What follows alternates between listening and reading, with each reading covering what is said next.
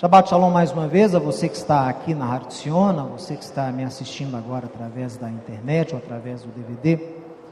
Nós estamos estudando desde o início do ano civil de 2013, o livro de Shemot. O livro de Shemot ele entrou nesse início do ano de 2013 e a Torá ela foi feita para ser estudada. Então é muito importante aqui na Rádio Sion, nós como uma congregação judaico-messiânica, nós seguimos essa boa tradição, assim como os apóstolos nos instruíram a guardarmos as boas tradições. Essa é uma boa tradição judaica de se estudar ao longo de um ano toda a Torá, todo o Pentateuco. São 54 porções e a cada sábado, a cada semana, aliás, estudamos uma porção. E a porção dessa semana é uma porção muito bonita, muito interessante também. Ela se encontra em Êxodo, no capítulo 13, a partir do verso 17. Você pode abrir a sua Bíblia para o nosso estudo. E ela vai até o capítulo 17, verso 16. Até o final do capítulo 17. É uma porção pequenininha, mas que contém um grande conteúdo para todos nós, porque é o relato da travessia do povo de Israel, do povo hebreu, pelo mar. O relato da travessia do povo de Israel pelo mar. Você deve se lembrar, todas as vezes que nós lemos essa porção, pelo menos eu, todas as vezes que eu estudo essa porção, eu me lembro do filme épico, onde o americano, o Charlton Heston, né, ele faz lá o papel de Moisés, e numa atuação memorável, fizeram no cinema, eu creio que ainda nos anos 50, não é? Aquele filme, acho que é um pouco antes, não é? É um filme, um pouco para frente, né?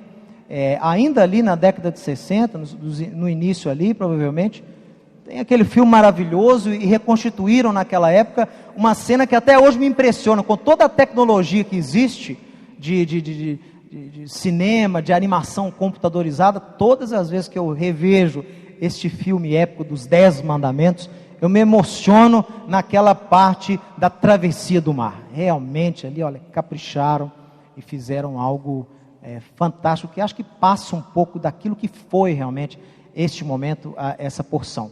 E depois, né, claro, a gente estudando a Torá, a gente estudando com os sábios de Israel também, a gente vê que Hollywood realmente romantizou e potencializou muito. A coisa não foi exatamente igual descrita ali, e é isso que eu quero chamar a sua atenção no início dessa ministração. Só um detalhe: todos os anos eu começo, quando eu ministro a porção Bechalar, eu começo com essas fotografias que você verá agora, porque eu acho interessante trazer esclarecimento. Aqui são informações, né? Não comecei ainda a ministração, é só uma introdução para te dar algumas informações. Veja só, o capítulo 13, aqui a partir do verso 17, diz o seguinte: tendo Faraó deixado o povo ir, aí que vem a palavra Bechalar, né? Deixado o povo ir, Deus não o levou pelo caminho da terra dos filisteus. Atenção nos detalhes, pessoal. Deus não conduziu o povo pelo caminho dos filisteus, e ele explica por quê. Por quê? Que Carovru, porque o caminho dos filisteus era perto demais. Se eles seguissem o caminho dos filisteus em direção a Canaã, fariam esse trajeto em 6 a 7 dias. Talvez com 3 milhões de pessoas, vão pôr aí 12 dias. 12 dias no máximo de caminhada, eles teriam chegado em Canaã, pelo caminho dos filisteus. Então Deus falou: não os deixei ir, porque era muito perto, porque o povo pode o quê? Ver a guerra, voltar ao Egito. O retorno ao Egito era muito fácil. Então Deus não queria tentar o seu próprio povo, mandou o povo por outro caminho. Olha só o verso 18 do capítulo 13. Porém Deus fez o povo rodear pelo caminho do deserto, perto do mar vermelho, e arregimentados subiram os filhos de Israel do Egito.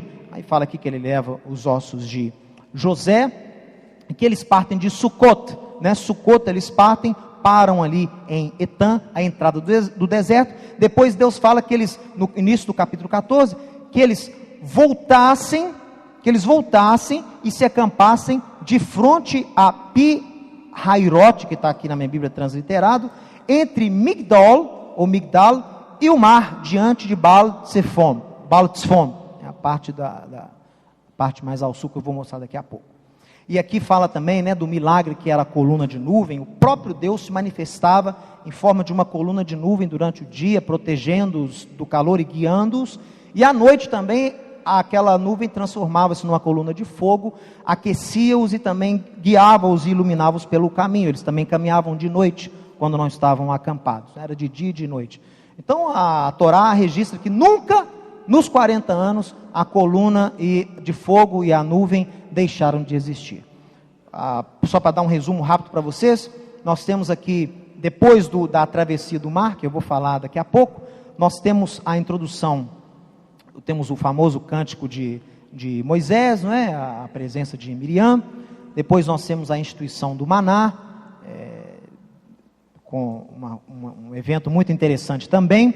E esse maná, ele ocorre ao longo dos 40 anos, né? Era uma casquinha, pessoal. Como é que chama esse negócio que vendem num sinal aqui em Belo Horizonte? É quebradiço? Não é. Biju. O maná era muito parecido com o biju, né? Não enrolado, logicamente, mas era uma escama. A Torá fala que ele era uma escaminha, que quando o orvalho secava da terra, dava essa escaminha. E ela tinha gosto de bolo de mel, pessoal, veja só. Aquela escaminha. Então eles tinham que colher aquilo, podia colher um pote só por cabeça, era o limite. Quem fosse mais esfomeado, colhia o pote à medida total. Quem não fosse, colhia apenas o que comeria. A porção teria que ser dada pelo próprio dia, não podia guardar. Vocês conhecem a história. Só na sexta-feira que Deus permitia colher, catar ali uma porção dobrada, para que fosse usado no sábado, porque sábado eles não colhiam, o sujeito tinha que sair, colher lá na terra e tal. E quando o sol esquentava, ele derretia. É assim que era o maná. Uma comida muito gostosa, viu? Com certeza, se existisse aí, prova um bolo de mel, né, com um biju. Você vai ter uma ideia do que era o maná. Enfim, tem aí o relato da introdução do maná. Depois nós temos os eventos da água, que se der tempo a gente vai falar um pouquinho aqui. São 2 eventos que em relação à água, que Moisés teve que prover água.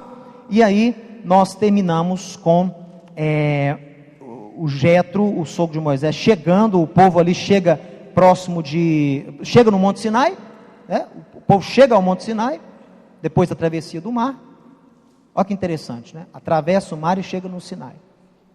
Literalmente é isso que o texto diz. Atravessou o mar, chegou no Sinai, e lá então começam os eventos da dádiva da Torá. O sogro de Moisés chega no acampamento, e aí a história se desenrola. Mas voltando lá no capítulo 13, agora que a gente deu uma sumarizada na porção, o capítulo 13, pessoal, relata então que eles não seguiram pelo caminho dos filisteus, e ao invés disso, seguiram pelo caminho do deserto. Veja você, aqui está a península, aqui está a península do Sinai, veja só, península do Sinai. Aqui é o Egito, olha aqui até o delta do Nilo, está vendo aqui? O rio Nilo. A terra de Goshen era aqui, o Gósen, né? E eles então saem daqui em direção a Canaã. Onde está Canaã? Aqui, mais ou menos aqui assim, ó. Tá? Aqui já é o Eilat, em Israel, aqui na pontinha. E eles chegam então, depois de 40 anos, chegam aqui. A Torá diz que Deus não os levou pelo caminho mais perto, que era o caminho dos filisteus. Logicamente, visualizando esse mapa, você que está em casa, você que está aqui, qual seria o caminho mais perto entre Goshen e a terra de Canaã? Caminho do mar, pessoal. Caminho dos filisteus. Os filisteus nessa época habitavam exatamente nessa faixa aqui, ó. Ô Daniel, mexe o mouse, para você mostrar com o mouse, para o pessoal que está assistindo, entender onde que eu estou dizendo. Mexe o mouse, daqui a pouco ele aparece, aí você mostra, isso, põe ele aqui, ó, o mouse, o pessoal visualizar onde realmente é o caminho dos filisteus, que seria o mais perto. Deus manda-os pelo deserto. O negócio é o seguinte, a teoria tradicional diz que a travessia do mar, que é a porção de hoje, ocorreu em algum lugar aqui, ó. Por que se pensa assim? Aí eu já vou adiantar um outro assunto para você, não vou ser prolixo, eu vou só adiantá-lo para você, porque é o seguinte, Eu disse na aula aqui mais cedo hoje. O grande problema que nós enfrentamos hoje, e esse vai ser o tema da minha palestra no Congresso, eu vou adiantar para vocês o assunto. O grande problema que a gente enfrenta hoje, nós que queremos restaurar a fé, termos uma fé genuína, uma fé galgada e baseada na verdade, não são os textos canônicos. Não é a compilação dos textos que a gente chama de cano das Escrituras. Eu não tenho problema nenhum em aceitar esse cano judaico e também cristão. O problema não é aí. O problema que nós enfrentamos hoje na fé não é a alteração que foi feita em alguns desses textos do cano. Eu sei que foram alterados alguns textos. Poucos, mas foram. Por intenções secundárias, teológicas. Mudaram, alteraram, mudam preposições, deixam de traduzir palavras como elas realmente são. No capítulo 15, no Cântico de Moisés, pessoal, Moisés declara: pela tua graça nos conduziste pelo deserto. Mas na minha Bíblia traduziram como misericórdia. Por que não traduziram o versículo como graça? Porque na cabeça do tradutor não havia graça na antiga aliança. Mas o Moisés compôs o cântico e disse: pela tua hesed, hasdecha, nos enviaste, nos conduziste pelo caminho. Mas o tradutor mudou. Eu estou dizendo o seguinte: essas pequenas alterações, como a tradução da palavra graça e outras coisas mais do Antigo e do Novo Testamento, não representam para mim um problema. Não são para mim problema. Por quê? Primeiro porque eu prego aqui que você tem que valorizar os escritos originais. Se você tem os originais em mãos e é pelo menos alfabetizado no hebraico, você pode conferir ali a tradução e pode identificar se há erro ou não. Então o problema não é a alteração. Tem gente que fica satanizando versões da Bíblia, né? Eu não uso a versão tal porque foi um padre que fez. Eu não uso a versão tal porque era um rei anglicano que odiava os judeus. Eu não uso versão tal. Pessoal, esquece disso, isso não é problema. Por isso que eu faço questão de usar. Tem gente que pergunta: por que você não usa a Bíblia judaica do David Stern? Eu uso, às vezes eu uso em casa, eu leio nela, mas a versão que eu uso é a João Ferreira de Almeida. Aqui, ó. Igual a sua. Para que ninguém venha dizer: lá, esses judeus messiânicos têm a Bíblia deles, deve ter coisa já alterada, deve ter já puxando mais a sardinha para eles. Não, eu uso a mesma Bíblia que você, nos meus estudos aqui eu sempre uso a Almeida Revista e Atualizada. O problema para nós não são essas alterações textuais, o problema não é o texto canônico, o problema é a narrativa canônica. Sabe o que é a narrativa canônica nos meios teológicos? É a forma como se interpreta o texto canônico. A forma como se lê, se interpreta o texto, foi muito mais prejudicial do que as pequenas alterações que fizeram no texto. Ensinaram uma forma de se ler a Bíblia que compromete a sua interpretação de uma forma plena. Esse é o problema. Por que todas as Bíblias, a minha Bíblia tem um mapinha aqui atrás com a rota do Êxodo, a sua também deve ter. Qual é a rota tradicional que é listada lá? O povo atravessa o mar aqui, em algum ponto, e vem perambulando por aqui, isso, e acaba chegando ao Sinai aqui. Mateus, mas de onde surgiu essa teoria? Bom, na verdade, essa teoria, por que eles acham que o povo perambulou por aqui, recebeu a Torá aqui, e depois subiu e chegou em Canaã? Porque, se eu não me engano, no século V, Justiniano, um imperador bizantino, declarou que o Sinai era aqui. Ele era arqueólogo? Não. Ele já tinha ido lá? Não. Como que ele disse que o Sinai, que o Êxodo relata, que houve lá a dádiva da lei e aqueles eventos todos, por que ele falou que era aqui? Porque Helena, a mãe de Constantino, entendeu? Quando ela se converteu ao cristianismo, ela faz algumas viagens, e ela constrói, manda construir, nas montanhas que existem aqui, que é uma cadeia montanhosa, ela manda construir um mosteiro em homenagem a Santa Catarina. Quem é Santa Catarina? Catarina foi uma mártir que morreu decapitada em Alexandria, no Egito. Então, em homenagem a Catarina, que na época já era venerada como santa, a Helena manda construir esse mosteiro. E aí o Justiniano depois, 2 séculos depois, fala, não, então aqui foi o Sinai, porque já houve aqui identificação, e é uma cadeia montanhosa muito bonita. Só que o problema é o seguinte, a travessia em qualquer ponto dessa faixa aqui, ó, porque com certeza eles atravessaram em algum momento aqui, ó. Toda essa extensão tem 99%, em média de 800 metros a 1 quilômetro de profundidade. Isso aqui é uma fenda. É uma fenda geológica. O que torna a travessia um tanto quanto complicada. Pelo relato bíblico, eu sei quanto tempo durou essa travessia. Como é que eu sei? Porque no início da noite, começou a ventar, eles estavam acampados, Moisés dá a ordem, o mar se abre, eles atravessam, e no raiar do sol, o que acontece? As águas se fecham, basta você ler o relato. Vamos pôr aí 6 horas, 6, 7 horas, é o tempo que teria durado. Se eles tivessem atravessado realmente em algum ponto aqui, ó, até você descer essa profundidade toda, né, de 1 quilômetro em média, atravessar, e olha a distância aqui, pessoal, a distância aqui realmente é grande, em média, seria um pouco difícil você atravessar com 2, 3 milhões de pessoas, em 6 horas, mas tudo bem.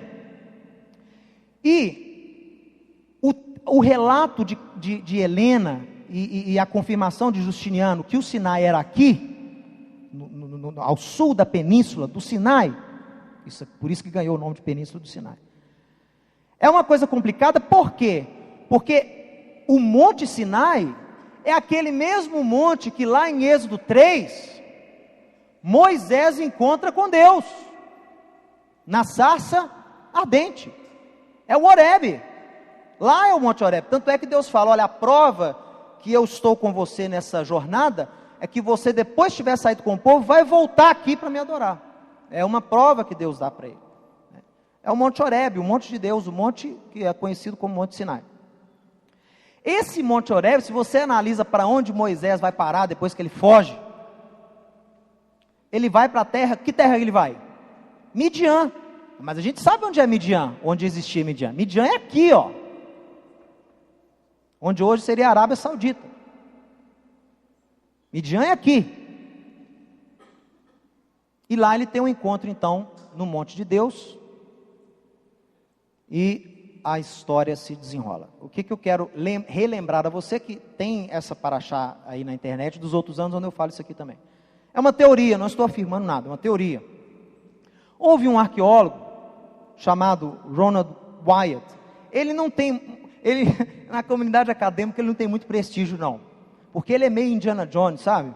Dizem até que o Spielberg se inspirou na vida dele mesmo. Ele é meio cismado a Indiana Jones. E o Indiana Jones existiu mesmo, foi um personagem que o Spielberg se inspirou. É muito parecido com esse arqueólogo aí. E ele é o seguinte, ele desenvolveu uma teoria baseada em alguns achados que ele encontrou. Aqui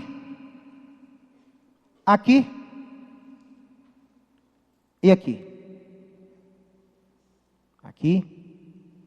Aqui e aqui. Ele publicou isso, mas hoje em dia não levam ele muito a sério, porque ele tem esse espírito muito aventureiro, ele não é muito na parte acadêmica, ele não preenche muitos requisitos para uma publicação acadêmica do nível da descoberta. Mas enfim, qual foi a teoria dele? Ele propõe que a travessia que Deus envia ao povo foi através do Golfo de Acaba. O Golfo de Acaba é esse lado aqui, ó. Esse aqui, ó. Ele propõe que a travessia do Mar Vermelho foi aqui, e não aqui, como a tradição diz. E ele propõe isso pelo seguinte: primeiro, neste local aqui, na Arábia, existe uma cadeia montanhosa, muito interessante. Essa cadeia montanhosa tem algumas características únicas, viu? E ele surgiu com a teoria que essa cadeia montanhosa da Arábia aqui poderia ser o Monte Sinai bíblico. Foi a teoria dele. E ele propõe a travessia no Golfo de Acaba, exatamente no porto de Nauíba, que é um lugar que existe até hoje. E eu trouxe algumas fotos para você entender por que o Wyatt surgiu com essa teoria. Olha só. Então, esse é o caminho que ele propõe, ó. É claro, pessoal, que depois que eles atravessam e chegam aqui ao Monte Sinai aqui, ó. Tá vendo a seta? O Monte Sinai, segundo a teoria do Wyatt, está aqui. Existe realmente uma cadeia montanhosa, que é chamada em árabe Montanha de Moisés. É chamada em árabe Montanha de Moisés. Viu?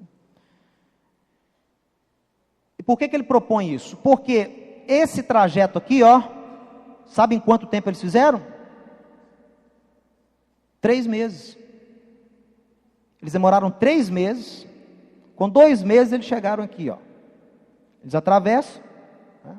Aliás, antes, eles atravessam aqui, e no total de 3 meses eles chegam no Sinai, né? E lá tem os eventos. Depois eles ficam rodeando aqui realmente, e depois chegam na terra de Canaã. 40 anos.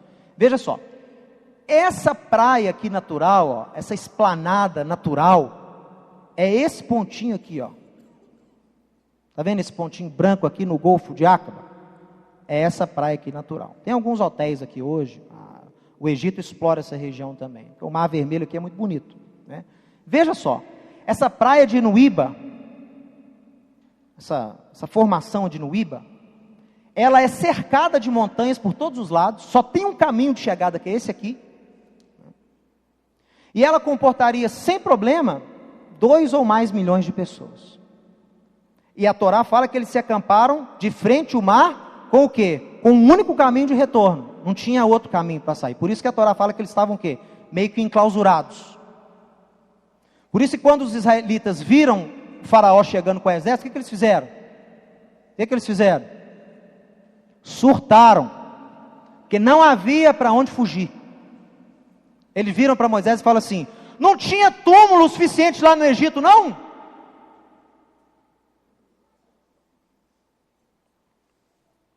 E aí Moisés fala o quê? Olha, vocês vão ver uma grande atuação de Deus.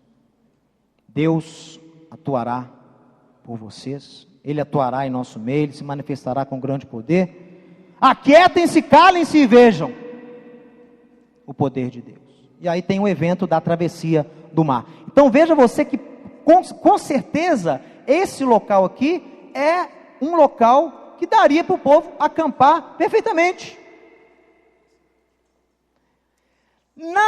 Aqui, ó, havia há alguns anos um pilar milenar que os árabes preservavam aqui no Egito. Esse pilar foi tirado dessa foto quando ele ainda existia. Tinha uma marca nele que diziam que era, a tradição desse pilar dizia que era um pilar que o rei Salomão construiu para comemorar a travessia do Mar Vermelho. Depois que o Wyatt publicou essa teoria, os egípcios tiraram o pilar daqui. Ele não existe mais. Porque o pilar marcava aquele ponto de travessia que é naquela praia de Nauíba, que eu mostrei para vocês. E aqui existe a topografia da região, do local onde eles atravessaram, segundo a teoria do arqueólogo. Veja só, olha, a terra no porto de Nauíba, como é a topografia. Veja você, aqui ela tem 900 metros de profundidade. Aqui, 1,7 1.700 metros de profundidade.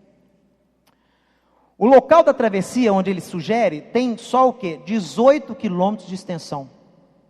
18 quilômetros que eles teriam que ter atravessado, segundo a teoria. 100 metros de profundidade, então o fundo do mar está a 100 metros só, nesse pedacinho aqui, viu? E um percurso de 18 quilômetros. Ou seja, você para andar 18 quilômetros, você andar bem devagar, você pode fazer em 6 horas, ou menos. Tem gente que é atleta que corre aqui na Lagoa da Pampulha. A Lagoa da Pampulha tem 18 quilômetros de perímetro. O sujeito faz em 1h30, correndo, 55 minutos. Você está muito atleta então, 55 minutos. Ah, de bicicleta. Não, de bicicleta eu também faço 50 minutos. De bicicleta eu também faço. Mas enfim, são 18 quilômetros que daria perfeitamente para o sujeito atravessar a pé num período de 6 horas, que é o que a Torá relata. Vamos avançar aqui. Aí, pessoal, o que o White publicou que muita gente hoje em dia ainda questiona? Eu não estou afirmando que isso aqui é verdade, não estou pregando doutrina aqui não. Eu estou expondo uma teoria, que na minha opinião é muito interessante. E ele publicou fotos que diz ele que ele achou aqui, ó.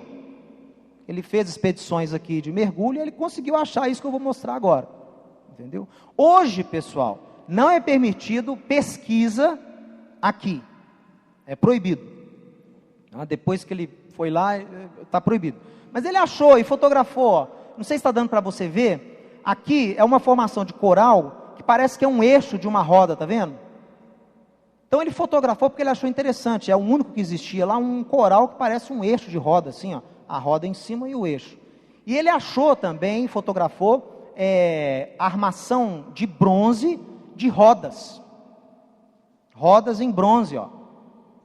O que a forma dessa roda é similar às carruagens egípcias nesse período da história. Quando isso aconteceu, segundo a arqueologia? 1500 a.C. Em 1500 a.C., as rodas dessas carruagens egípcias se assemelham ao que White fotografou lá no fundo daquela travessia. Ele achou ossos humanos.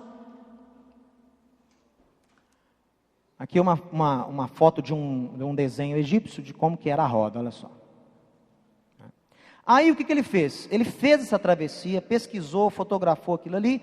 Depois, na Arábia, ele foi no local onde ele achava que era o Sinai. E ele descobriu lá, pessoal, características interessantes. Deixa eu ver se eu coloquei para você aqui. Acho que não tem, não. Ele viu lá, havia poços antigos, poços milenares. E a Torá fala que os israelitas fizeram, se não me engano, 12 poços ali no Sinai. Ele achou vestígios de escrita fenícia. Ele achou lá escrito fenício em pedra. E achou inscrições interessantes. Sabe o que ele achou? Ele achou expressões hebraicas escritas em idioma fenício. Esse foi o grande trunfo dele. Porque os fenícios, a gente sabe que existiu, a língua fenícia era muito usada na época. Agora, quem foi o único povo que escreveu em hebraico, mas escreveu a língua hebraica em caracteres fenícios? Os hebreus. Os hebreus, pessoal, até o Êxodo, não tinham escrita. Eles tinham só a língua o quê? Falada. Tinha o idioma dos hebreus, claro que tinha. Lembra lá José no Egito? Ele falava, os egípcios, os irmãos não entendiam. Era a língua hebraica, falada, mas não tinha escrita ainda, própria dos hebreus. Quando os hebreus queriam escrever na sua língua, que alfabeto eles usavam? O fenício, que era o que já existia na época. Então, provavelmente, pessoal, quando Deus dá a Torá para Moisés, e Moisés copia, a primeira versão ele copia tudo, né? A primeira Deus escreve, a segunda ele copia. Essas escritas que Deus proporcionou no Sinai, não foram em hebraico, porque a escrita hebraica não existia. A língua existia, a escrita não. Então, provavelmente foi em fenício. Eu acho muito bacana que no filme Os 10 Mandamentos, se você observa lá a placa que o Charleston Heston carrega, quando ele desce do monte, está escrito em fenício. os 10 mandamentos. A pessoa que pesquisou para fazer a coerência histórica do filme, foi um cara inteligente. Colocou lá o idioma, a escrita que existia na época, que era o fenício. Enfim, ele achou lá escritos fenícios, mas de expressões hebraicas. Adonai, El e outras mais, em pedras. Ele fotografou. E ele viu que o cume de um certo monte lá na cadeia montanhosa era negra. Esse aqui é calcário. Mas um topo de uma montanha lá estava preta. E era um preto parecendo que havia sido a rocha queimada. É muito interessante, ele tirou foto, não sei se dá para ver aqui. Eu acho que essa aqui, ó, aqui na congregação não está dando para ver, mas talvez quem está em casa possa estar vendo a diferença. Tem um tom mesmo preto, parece que a rocha foi queimada. Enfim, o tradicional Monte Sinai foi identificado pelo Justiniano no século 6 depois de Cristo, por causa da Helena, que homenageou a tal da Catarina, que morreu no século 4 depois de Cristo. Então foi por causa disso que lá o Sinai fica lá embaixo. Jamais foram encontradas quaisquer provas ou evidências que indicam a presença dos hebreus lá na península do Sinai lá embaixo. Nunca acharam nada. É só a tradição que fala que o evento ocorreu ali. E a Torá declara que o Monte Horebe se encontra nas terras de Midian. E Paulo fala que o Sinai está na Arábia, pessoal. Paulo é claro. Olha lá, Gálatas 4:25. O qual está na Arábia, o Monte Sinai. Paulo fala. Pode ser que aquela região ali antigamente era chamada Arábia? Pode. Mas essa teoria do Wyatt realmente é muito interessante. Aqui está, ó, essa foto que dá para ver, esse monte aqui em específico, bem fumegado. Depois da visita do Wyatt, muita gente começou a visitar esse local, que era um local aberto, no meio do deserto da Arábia Saudita. O que as autoridades do governo fizeram? Militares, aliás. Cercaram toda a cadeia de montanhas. Hoje você não pode nem chegar perto de lá. Toda a região está fechada. Então, eu acho isso muito interessante, porque é uma forma da gente oferecer a mesma narrativa sobre um outro prisma. E esse é o nosso desafio. Como eu disse aqui no início, a maior dificuldade que a gente tem hoje no Ministério de Restauração não é com o texto em si, mas com a forma que as pessoas interpretam o texto. Esse é o grande problema. Então, eu estou oferecendo para você uma visão, uma teoria, não estou afirmando isso, mas que é muito interessante em relação à localização do Monte Sinai e da possível local de travessia dos filhos de Israel. Bem, pessoal, para terminar então a nossa paraxá, é claro que eu não ia falar só sobre isso aqui você encontra na internet, inclusive acho que a Universidade do Rio Grande do Sul está fazendo um bom trabalho aí em cima das descobertas e do que foi publicado desse Ronald Wyatt. Há outras universidades também, mas essa aqui do Rio Grande do Sul, eles têm feito um bom trabalho lá de pesquisa e análise dos dados que ele publicou. Bem, em Êxodo ainda, pessoal, lá no capítulo 13, nós temos a travessia do povo de Israel, Deus guiando o povo através do caminho, o Cântico de Moisés, e no final do capítulo 15, depois do Cântico de Moisés, nós temos um primeiro evento, que eu acho um evento muito interessante, que eu queria compartilhar com vocês hoje, chamar a sua atenção em relação a alguns detalhes, que eu acho que são interessantes a gente entender. Pessoal, a Torá, os escritos da Torá, eu me refiro não só ao Pentateuco, mas todo o Antigo Testamento. O que é o que nós chamamos de Antigo Testamento? Foi chamado assim, mas o que representa esses livros que você tem na mão aí, com o título de Antigo Testamento? Será que é um conjunto de textos onde Deus ditou e um sujeito qualquer de Israel escreveu? Muitas vezes no meio cristão o conceito que se tem de inspiração é esse, é Deus ditando e o povo copiando. A Bíblia não é assim. O que você tem nas mãos não é assim. Nem o antigo, nem o novo. Esse não é o conceito de inspiração bíblica. No conceito muitas vezes errôneo, a pessoa tem a ideia que o escritor, o autor, entra num estado de transe, e naquele transe ele psicografa os textos que você conhece da Torá, ou do Novo Testamento. Se o sujeito crê assim, que Deus pelo Espírito ditou e o homem escreveu, quando ele acha algum erro cronológico, ou algum erro de relato na Bíblia, ele entra em parafuso, perde a fé. Por quê? A Bíblia não é inspirada pelo Espírito Santo, como é que tem erro? E tem erro. A Bíblia tem erros. Erros geográficos, erros numéricos, erros de quantidades, de números. Tem erros. Mas os erros não são compatíveis com essa teoria de inspiração. Então, qual é a verdadeira inspiração bíblica? Não é que o texto em si seja ditado por Deus. Deus não dita o texto.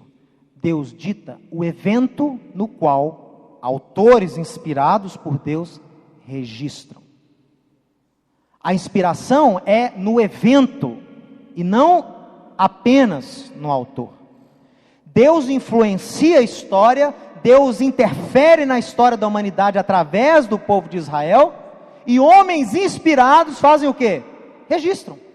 Agora, o registro, pessoal, passa pelo filtro do autor. Todo autor tem a sua própria experiência, a sua própria visão de mundo, a sua própria opinião sobre as coisas.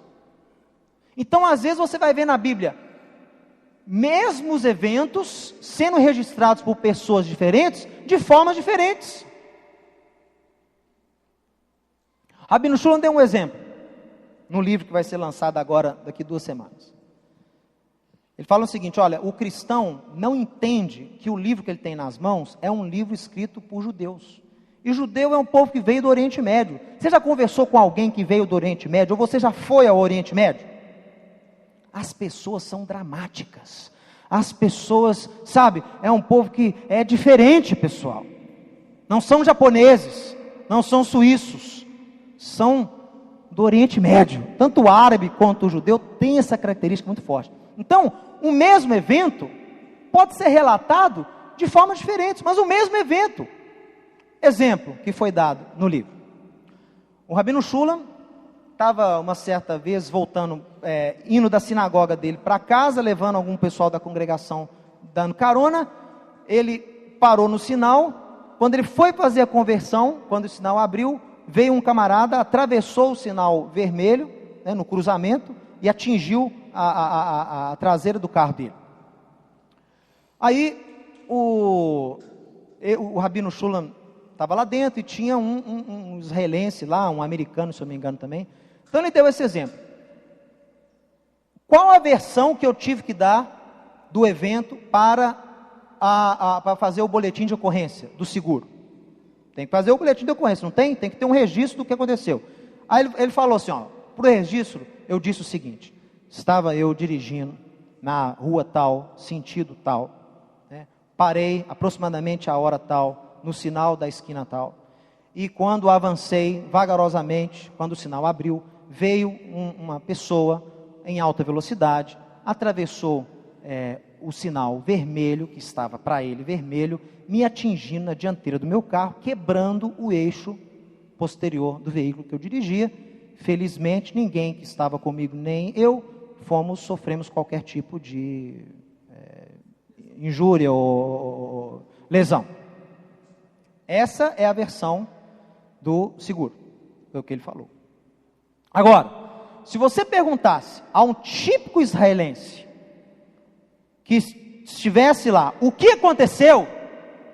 Ele ia virar para você e falar assim, olha, eu estava dirigindo aqui, eu estava cuidando da minha vida, e eu parei no sinal, pensando no que eu ia dar para minha mãe, levar um presente para ela, quando de repente veio um capeta, um demônio do inferno, e atravessou o sinal vermelho, e me acertou com toda a força, e que queria me matar, porque ninguém dirige uma velocidade dessa, e ele me atingiu, e o carro rodou, e eu fiquei desesperado, e naqueles milésimos de segundos que o carro rodava, eu pensava na minha vida, eu pensava na minha mãe, eu pensava no meu filho, e aí de repente eu acordei, assim que ele ia te falar, o mesmo evento,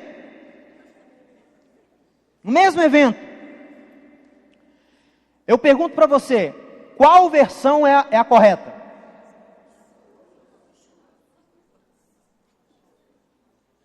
As duas estão certas. Só que uma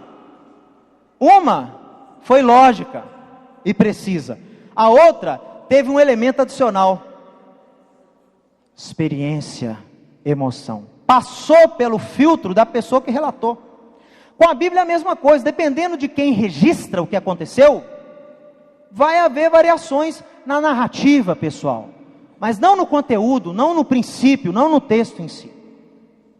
É assim que se explica essas diferenças, por exemplo, nos evangelhos sinópticos, ou nos livros sinópticos do Antigo Testamento. Tem diferença, mas a diferença não invalida a veracidade do texto, mas sim nos mostra que o nosso Deus é um Deus que não subjuga a emoção humana para poder registrar os seus eventos, a sua atuação. Deus respeita e gosta da nossa emoção. Por isso que a Bíblia é cheia de diálogos, de discussões. Aqui Moisés mesmo fala, você já viu quando no segundo evento da água, como é que Moisés fala com Deus?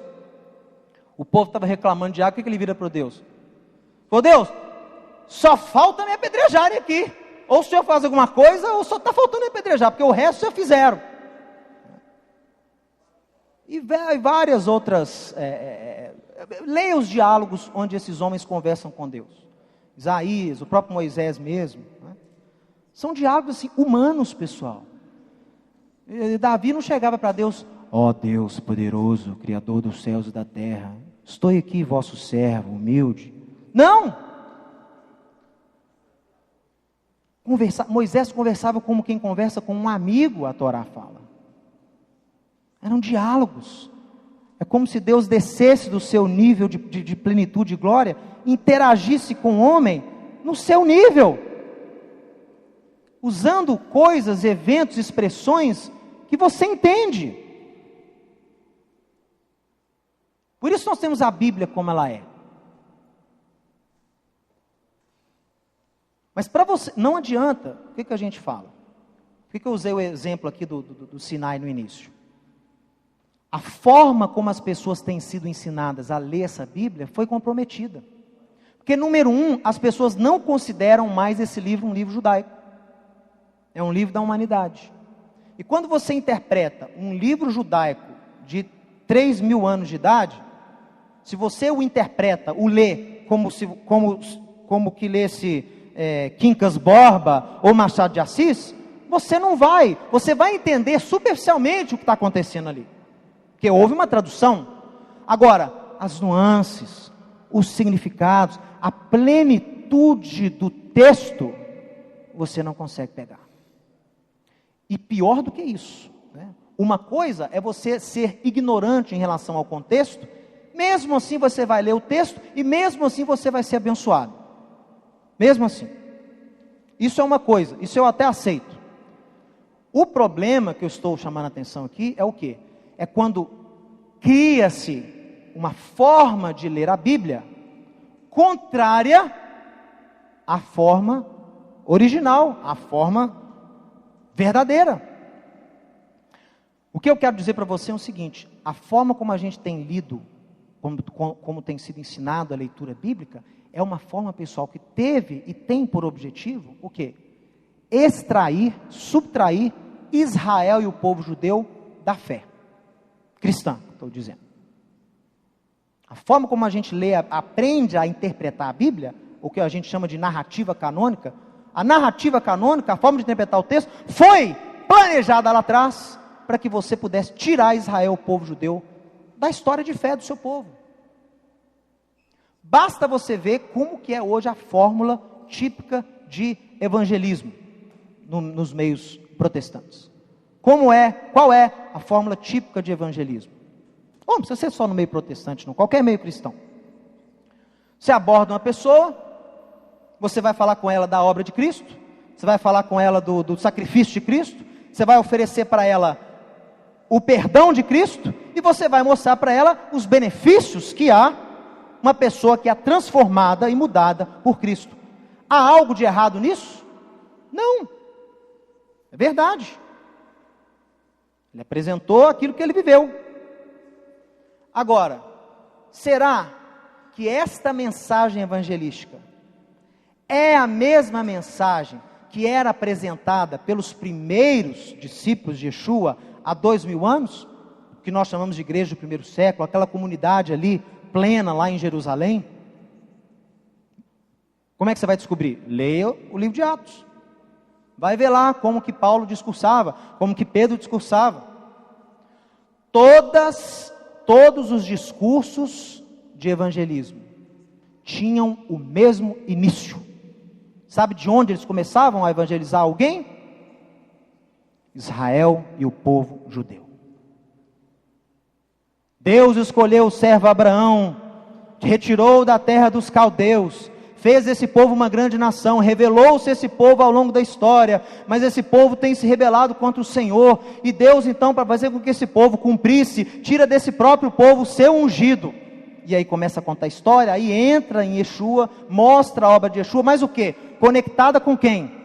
Paulo e Pedro diziam, olha, segundo as promessas anunciadas aos nossos pais, segundo aquilo que foi dito, ele veio, nasceu de uma virgem, nasceu em Belém, em Israel, pregou, foi crucificado, ressuscitou, tudo em conexão ao quê? Aquilo que já tinha sido predito. O início do livro da carta aos Romanos, nós, apóstolos, apresentamos a vocês, romanos, o evangelho conforme anunciado aos nossos pais. Quem eram os pais de Paulo, a quem ele se referia nesse texto? Você sabe? Abraão, Isaac, Jacó. Tudo conectado, para quando você entrasse com Yeshua, Cristo, a pessoa que está ouvindo já conectou tudo, desde lá atrás da história. Ah, então por isso que ele teve que vir, então por isso que ele veio. Isso gera em você, se você entende a forma plena, vai gerar em você uma identidade plena. Você não é só salvo pelo sangue de Cristo, você não só teve os seus pecados remidos, mas você agora é o quê? Em Cristo. Faz parte do povo de Deus, junto com Israel. Agora, em Cristo, Gálatas capítulo 3, finalzinho do capítulo 3, você agora é filho de Abraão, mediante a fé. Esta era a identidade do cristão nos primórdios da era cristã. Seguidores de Cristo, cristãos, né? Seguidores de Cristo. Feitos povo de Deus, como? Aproximados a Israel. Foram aproximados a Israel. Efésios capítulo 2. Essa era a identidade do cristão. Discípulo de Cristo, nova criatura. A igreja parou aí, os apóstolos continuavam. Perto da comunidade de Israel, filho de Abraão mediante a fé, membro tendo acesso às promessas e heranças que Deus deu para Israel. Então a identidade do cristão lá atrás era uma coisa compacta. Hoje ela é só metade. Hoje o povo parou no lavado e remido. Por quê? Porque lá atrás criou-se uma forma de interpretar a Bíblia, onde Israel foi o quê? Totalmente retirado. Pessoal, leia os credos cristãos que esses homens compunham lá na antiguidade. Irineu, Justino, Tertuliano, Orígenes, são coisas lindas, né? Agostinho, mas olha, você tem que pensar o seguinte, o que eles estão criando ali? Uma forma de se ler a Bíblia sem Israel, o povo judeu. Uma forma de apresentar Cristo sem Israel, o povo judeu. E conseguiram. Conseguiram. Alguém, quando você se converteu lá na sua igreja, quando você nasceu de novo, alguém virou para você e falou assim: parabéns, agora você foi aproximado a Israel. Parabéns, agora você é filho de Abraão mediante a fé. Parabéns, agora você é co-herdeiro com os judeus nas bênçãos de Deus. Alguém já falou isso para você? Por quê? Porque não foi passado assim. Mas é bíblico, é apostólico. Uma vez me disseram, como é que você afirma que o reino de Deus foi feito para os filhos de Abraão? E volto a afirmar, não há lugar no reino de Deus para quem não é filho de Abraão. Volto a afirmar, e quero que você me prove o contrário. Para que então Cristo te faria descendente de Abraão mediante a fé? Você também é descendente de Abraão. Paulo fala em Gálatas, vocês também são descendentes de Abraão mediante a fé. Porque essa importância toda do apóstolo de mostrar para o camarada que não é judeu, que ele também é descendente de Abraão mediante a fé? Porque só tem herança quem é filho de Abraão, meu amigo. Bastardo não tem herança. Eu dei o exemplo aqui, ó. Eu dei com meu pai, vou dar o exemplo comigo mesmo. Chega um sujeito lá na minha casa, bate na porta, eu sou seu filho, quero 30% dos seus bens. Você já tem 2 aí, só que eu sou, eu falei que o terceiro elemento, eu sou o terceiro elemento, eu quero minha parte. Espera aí, não é assim não. Não te conheço não sei quem você é. Ah, faz o DNA então. Mas quem não é herdeiro, quem não é filho, não tem direito. Por isso, pessoal, que a gente tem que mudar, não é o texto canônico. Ah, eu vou fazer uma Bíblia sem nenhuma alteração. Eu vou escrever uma Bíblia sem modificação nenhuma. Isso seria ótimo, que eu acho muito difícil você conseguir. Mas você deveria estar preocupado, não é em mudar o texto, é em mudar a forma como o texto é interpretado. Nós temos a Torá uma beleza tão grande, pessoal. Pena que eu não vou poder falar aqui, eu já tenho que encerrar. Tudo na Torá. Quando Yeshua vira para os fariseus e fala assim, olha, porque Moisés é isso, Moisés nos deu aquilo. Fala, o negócio é o seguinte, vocês não estão nem estudando Moisés direito, referindo-se à Torá. Por quê? Porque se vocês estivessem estudando Moisés direito, vocês saberiam quem eu sou, porque Moisés e os profetas falam de mim. Opa, Yeshua não mentiu. Então isso que você tem na sua mão, esse legado chamado de Velho Testamento, não é só história para você contar na escola dominical. Não é só história de um Israel longínquo que não existe mais. Deus se manifesta ali. Yeshua é mostrado, é evidenciado em cada capítulo da Torá, e mais, profeticamente, o livro de Apocalipse é um dos livros com mais citações do Antigo Testamento. Você sabia disso? O que nos mostra isso? Que a Torá é profética, ela aponta para o futuro, ela aponta para o que há de vir. Por isso você não pode considerar ela uma coisa velha, porque ela é mais atual do que o Novo. O que eu quero dizer? Os relatos do Novo Testamento têm como base o quê? Promessas do Antigo. É uma continuação, pessoal. É uma continuação. A Torá tem profecias que revelam Yeshua. Como essa aqui da água em Êxodo capítulo 16. Mas o pessoal está doutrinado, é uma expressão que eu usava antigamente. Tira os óculos de Roma e lê a Bíblia sem os óculos de Roma. O que eu quero dizer com isso? Tire o prisma, mude a maneira como você tem de interpretar a Bíblia, saia desses conceitos que você aprendeu e leia a Bíblia como ela é, sem interferência. Cerque-se do contexto original e leia a Bíblia por si próprio. Yeshua é revelado na Torá, nos escritos da Bíblia. Não é só no Novo Testamento, não, na Bíblia toda. Só vou te dar um exemplo para a gente encerrar. Olha você aqui. Tem 2 que eu poderia dar, só nessa porção tem 2 significados ocultos. Mateus, há ensinos ocultos na Bíblia? Há. Porque Deus fala para Isaías, eu vou te revelar os tesouros escondidos que preparei para você. Tem tesouro e está escondido. Mas Deus começa a revelá-los agora para você, para fortificar a sua fé nele. Que os rabinos chamam de sod, é o nível que está mais baixo, não é qualquer um que entende não, tem que aperfeiçoar, tem que aprofundar no texto. Tem dois que eu poderia mostrar para você aqui. Deixa eu ver qual que eu vou falar. Tem um que Paulo entrou na frente, já explicou para nós o segredo. Mas tem outra que ele não falou. Vou falar dessa para você. Êxodo, capítulo 15. Qual foi o mistério que Paulo revelou para você lá em Coríntios? A tal da rocha que Moisés feriu. Não aquela que ele não entrou na outra.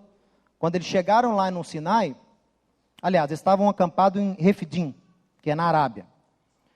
Aí o povo reclama que é água. Capítulo 17. Aí Deus fala assim para Moisés: passa diante do povo com os anciãos, e eu vou estar diante de você. Olha a instrução. Vai na frente com os anciãos e eu vou estar adiante de você. E eu estarei diante de todos lá na rocha em Horebe. Na rocha em Horebe. Horebe é o Monte Sinai. Ferirás a rocha, e dela sairá água, e o povo beberá. Moisés assim o fez na presença dos anciãos de Israel. Só isso. Leia na superficialidade, você vai entender o quê? Mais um milagre. Moisés estava lá, o povo reclamando. Deus vai dar uma ordem para ele, manda ele ferir a rocha. Ferir rocha. Já viu alguém mandar você ferir uma rocha? Fere esse ferro aí para mim. O que é ferir? Por que ele não mandou, por que ele não falou atinja, bata, encoste, quebre ou sei lá o quê? Ferir, você fere pessoa. Objeto não é ferido. Olha aí, ó. Aí eu começo a aprofundar, eu começo a abrir sua cabeça. O texto é mais do que você pensa. A Torá, ela é a árvore da vida para os que nela se apegam. Então aqui flui vida, tem que saber achá-la. Ferirás a rocha e dela sairá água e o povo beberá. Aprofunde-se um pouco mais na tradição, você verá que a água nas escrituras é um sinônimo de quê? Água. Da Torá, da própria palavra. A palavra de Deus é comparada à água. Na tradição judaica, a água é a Torá. A instrução de Deus, vamos dizer assim. Ele fala, fere a rocha, e dela vai sair água, mas uma água que o povo poderá beber. Isso aqui tem várias interpretações, mas Paulo já facilitou sua vida lá em Coríntios capítulo 10. Ele vira e fala o seguinte, ele já vai direto ao ponto, falou, o negócio é o seguinte, aquela rocha lá é Cristo. Ele sabia interpretar o mistério, mas ele também não deu a chave. Ele só te deu o resultado, mas não deu o desenvolvimento. Você fica meio perdido também, né? A rocha é Cristo? Tá. E como que ela é Cristo? Pessoal, ferirás a rocha. Se ele fala que a rocha é Cristo, e Moisés com os anciãos de Israel recebeu uma ordem, ferirás a rocha. E da rocha sairá água, e essa água vai poder ser bebida por todo o povo. Yeshua, em Isaías 53, está falando lá o que era parte do seu trabalho. Parte do seu trabalho era o quê?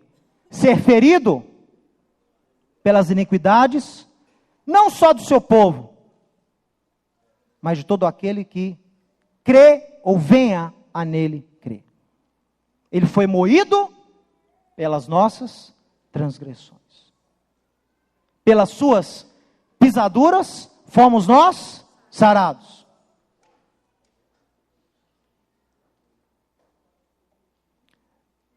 Deus está profeticamente alertando a Moisés. Olha, a rocha será ferida pelos anciãos de Israel. O que representa os anciãos de Israel? A liderança de Israel. A liderança de Israel condenou Yeshua e o feriu. Não foram os romanos. Não foi o povo. O povo amava Yeshua.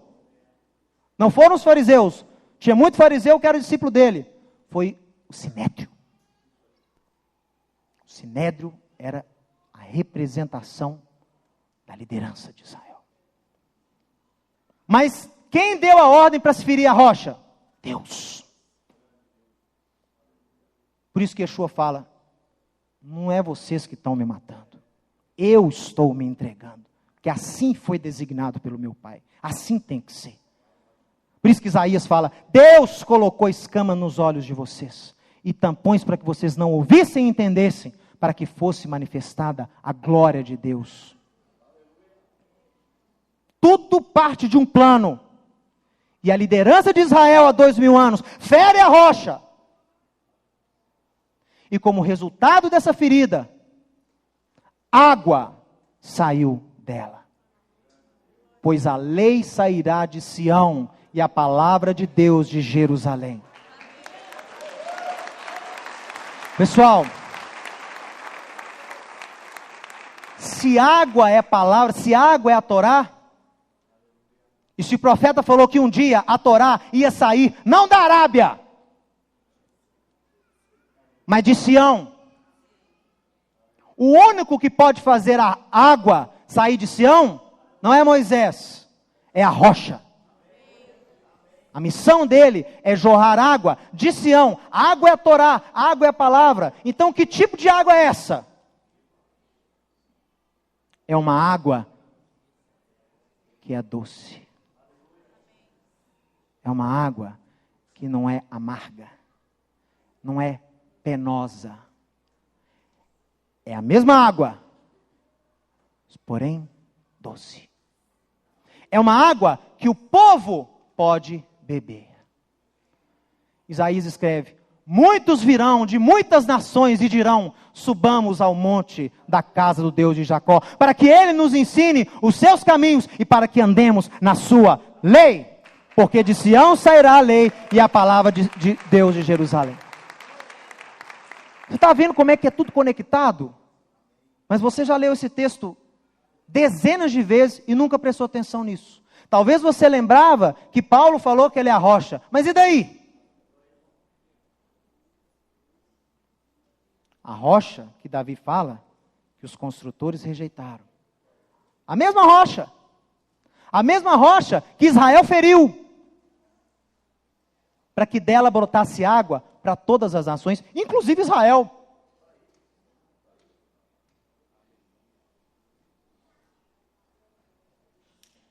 Ou você acha que as coisas na Bíblia são feitas assim à toa? Aí eles chegam lá no capítulo 16, em outro lugar, esse é que eu queria falar com vocês, eu acabei falando do outro, que Paulo já nos deu a ajuda. No capítulo 15, chegam lá em Mará, e aí bebe lá a água, está o quê? Gente, isso é que chama Midrash, é você saber conectar os textos, para surgir com algo novo, mas de Deus. Chega lá, a água estava amarga. O povo murmura. O que nós vamos beber? O povo tinha o quê? Sede. Sede de quê? Água. Mas o que representa a água tradicionalmente? Palavra. O povo está com sede da palavra. O povo está com sede de instrução. E murmuraram. E aí a instrução de Deus, capítulo 15, 25, para a gente encerrar. Então Moisés clamou ao Senhor, e o Senhor lhe mostrou uma árvore. Lançou-a nas águas, as águas se tornaram doces. Olha a continuação. Deu-lhe ali um estatuto, assim que está no original. Estou falando no original. Eu até risquei aqui, corrigi minha Bíblia. Deu-lhe para Moisés um estatuto, uma ordenança, e provou o povo, dizendo, se vocês ouvirem a minha voz, tarará, tarará, tarará, não deixarei as enfermidades que acometiam o Egito estarem sobre vocês. E aí?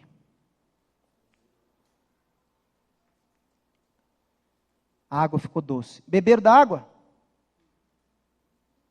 Leia o texto, 27. Então chegaram a Elim, onde havia 12 fontes de água, e se acamparam junto das águas. Uai só. Então faz lá aquilo tudo, joga a água na fonte, ela fica doce, aí Deus fala com ele uma coisa meio enigmática, olha, Deus dá um estatuto para ele que não fala o que foi? Deus dá um mandamento para ele que não fala o que foi? E aí, foi só um evento? Só para encher espaço na Torá?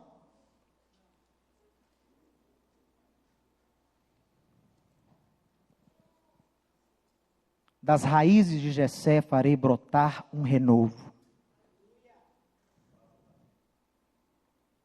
Um broto. Um broto. Das raízes de Jessé.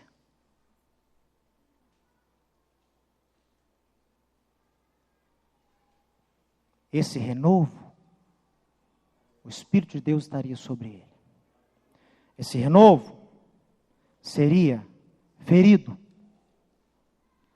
Mas esse renovo, assim como a oliveira, que é aparentemente morta, mas que se plantada, surge novamente com vida, mesmo depois de milênios. Esse renovo, em contato com a água amarga, fez a água ficar o quê? Doce. Yeshua faz a Torá doce, para que você a cumpra e aguarde. Como? Hoje, muitos têm a lei de Deus como algo amargo. Sabe por quê? Porque a lei não está dentro dele, a lei está fora. E se a lei está fora, ela é peso para ele. O que Paulo chama de o peso da lei, o fardo da lei, o estar sob a lei. E aí vem o cristianismo e fala que Paulo está falando que a lei é ruim. Não, não é a lei que é peso, é estar sob ela que é o errado. Eu gosto de usar aqui a lei seca. Não pode dirigir sob a influência de álcool. Essa é a lei. A lei é boa ou ruim? Você, o que você acha dessa lei? Fale sinceramente. Você gosta dela, não gosta? A lei é boa. A lei seca. Se eu sou uma pessoa que tem problema, vício com álcool, ela não vai ser tão boa assim não. Ela vai me espetar o tempo todo em que eu estiver dirigindo. Se eu sou um cara que vive embriagado, e vou precisar de um carro para ir, para me deslocar, a lei vai estar o quê? Na minha cabeça, nos meus ombros, me pressionando, me oprimindo, mostrando que eu sou um bebum.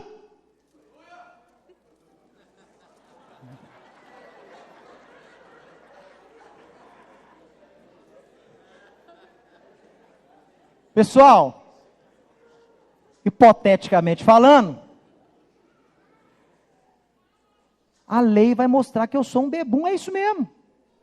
Por que a lei vai mostrar que eu sou um bebum? Porque ela vai me acusar, a lei vai me acusar. Ela diz que eu estou errado, não poderia estar dirigindo.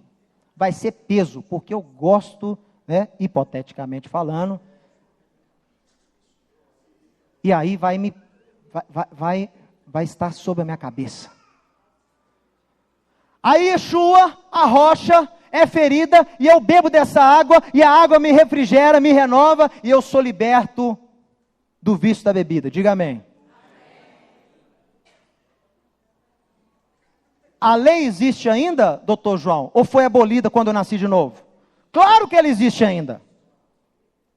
A lei foi feita para quem, doutor João? Para o bebum ou para o cara que não tem problema com bebida? Claro que foi para o bebum. Porque ele é que coloca em risco a sua família. Mas agora que eu fui liberto, a lei de não dirigir embriagado não precisa mais estar fora. Ela foi escrita onde? Dentro de mim. Eu não bebo mais porque eu não tenho problema de bebida. Eu consigo me controlar. Não é peso mais para mim dirigir sem beber, porque eu não bebo mais. A lei não mudou, a lei é a mesma. Como é que ela passa de maldição para bênção? Não é ela que muda, é você que muda. Você deixa de estar sob ela, e ela passa a estar aonde? Dentro de você. Quando ela é escrita no seu coração, você a cumpre por prazer. A lei, a água, a Torá, deixa de ser amarga quando você estava em pecado, porque ela era amarga para você quando você vivia em pecado. E em Cristo, para você, ela é o quê? Doce, agradável. Tenho prazer em toda a tua lei.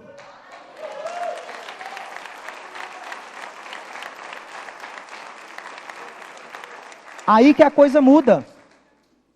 Não é que... Olha a forma como ensinaram você a pensar. Eu estava na lei, veio Yeshua, anulou a lei e inaugurou a dispensação da graça. A lei é desnecessária. Não, a lei continua existindo. E ela precisa existir. Que Yeshua só veio por causa dela. E Yeshua, segundo Jeremias 31, veio escrevê-la no seu coração. Pessoal, é isso que eu queria dizer aqui. Eu falei de vários assuntos, mas a moral da história é a seguinte. Preocupe-se em entender as Escrituras. Como? Mudando a sua forma de pensar. Eu digo uma coisa para você. Questione a forma como te ensinaram a ler a Bíblia. Você que está me assistindo principalmente. Para quem é daqui, eu estou pregando para o coral. Agora, para você que está me assistindo, reflita sobre isso.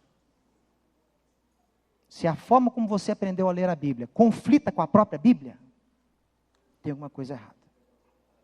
Entendeu? Então, a minha admoestação é essa. Aprendamos todos a analisar a Bíblia, a buscar de Deus através da palavra, com a mente aberta. Porque como você viu aqui, eu peguei uma porção só. Uma porção só. Um evento só. Moisés jogando um pedaço de árvore na água. Olha quanta coisa você pode tirar daí. Mas a sua cabeça tem que estar o quê? Aberta. Tem que tirar os preconceitos que foram plantados na sua teologia, na sua fé. Aí você vai o quê? Descobrir os tesouros ocultos. Os tesouros escondidos. Só assim a gente pode ter a plenitude. Se com o básico você já está sendo abençoado, você não precisa saber desse significado para ser abençoado. Você é abençoado. Se você já está sendo abençoado, entendendo Deus da forma como você está entendendo, imagina se a gente tira as escamas e conhece o mais de perto através da palavra. A tendência natural é você o quê?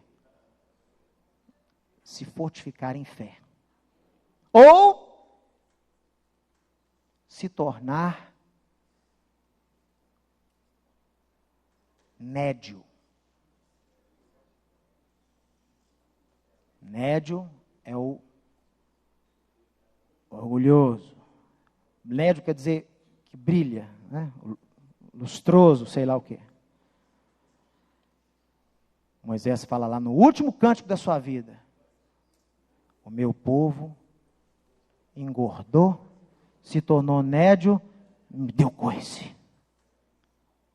Não use os segredos ocultos para se tornar um nédio, um obeso chato no reino de Deus. Que a gente compartilha essas preciosidades, e tem gente que usa isso para se tornar obeso e chato e antipático. Eu sei mais que todo mundo, eu tenho o conhecimento, eu aprendi a beber da fonte, mas me relaciono mal, minha vida está um lixo.